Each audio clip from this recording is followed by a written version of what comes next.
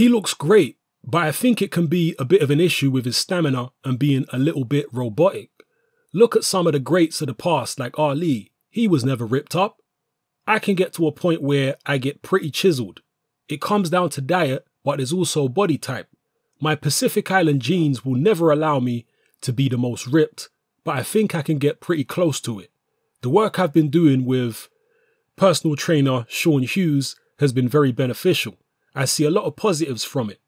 I see that it's helping with strengthening the smaller muscles. It is going to be awesome to see the difference it makes when I go to my next training camp and get into sparring. I think it will improve everything. Footwork, speed, agility. I'm really looking forward to testing it in full camp. Those are the words of Joseph Parker, talking about, first of all, Anthony Joshua and his physique, and his own physique, and the things that he's been working on in training camp. I've often said to people, and this is just facts, whether you want to accept it or not, it's facts. Just as Joseph Parker said there in the quote. When it comes to who's ripped, who's got big bulging muscles and who don't, the most important factor is not who's taking steroids and who's not. No, it's genetics. There are some people who could do the exact same training regimen that you do and eat the exact same diet as you eat, and they'll end up way more ripped than you, way more muscular looking than you. Why? Because it's in their genetic code to be that way. They find it easier to gain lean muscle and lose fat than you do. Facts. Everyone does not metabolize fat and gain muscle at the same rate. Some people are more genetically blessed than others. That's why you can get somebody like Erkan Tepe, if you remember the guy that knocked out David Price and whatnot. He got popped for steroids and this guy looked like a blob. But yet he was on all kinds of performance enhancing drugs, including steroids. And by that same token, you're going to get people who are muscular and very ripped, and they're not on anything. They're actually clean. Now, you do also get people that are muscular and ripped who absolutely are juicing. But don't just assume because somebody is muscular and ripped that they're on something.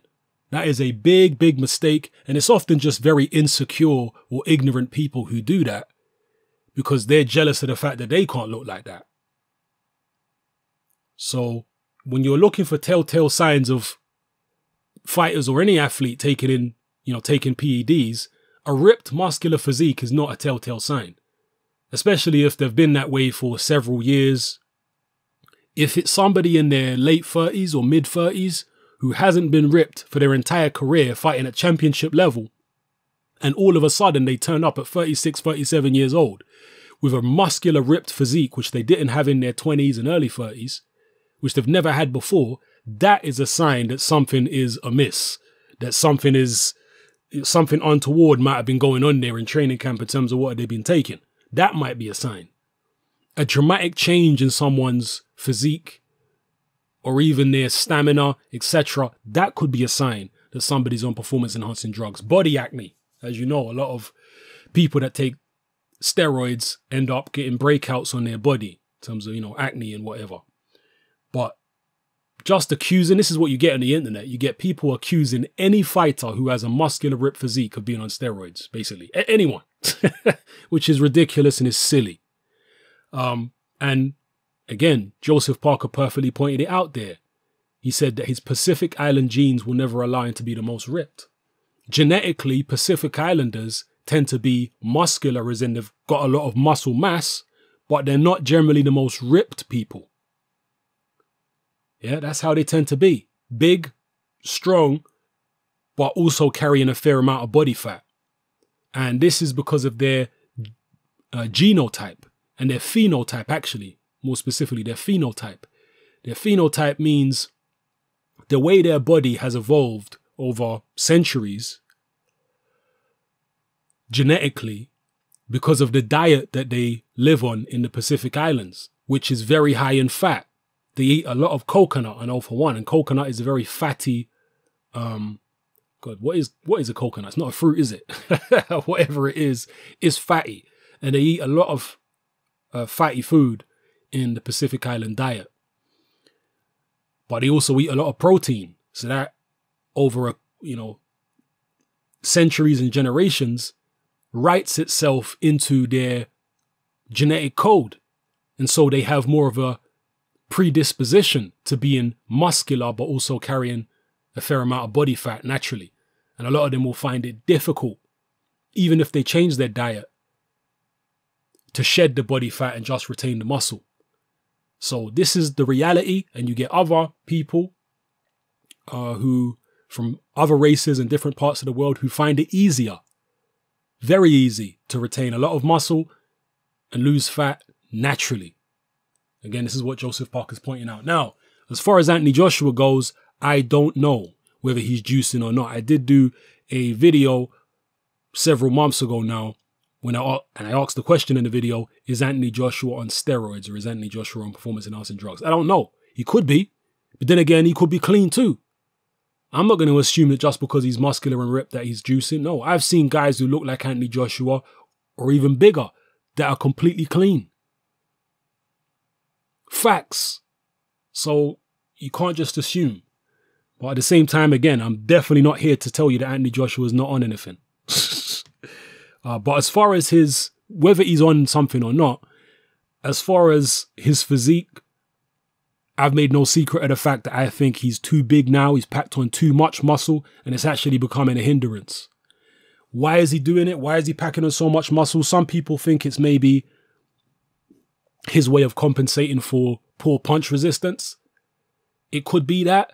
I don't think it will work in terms of improving his punch resistance. But maybe that's what it is in his mind, thinking that he'll be stronger and more sturdy if he packs on more muscle. Maybe it's just a vanity thing. Some guys really fall in love with, having a big body and all the bulging muscles. They fall in love with it and they like looking at themselves in the mirror all the time. Maybe they just really enjoy resistance training or weight training. They just like the way it makes them feel. Frank Bruno was a guy who was always banging the weights throughout his career.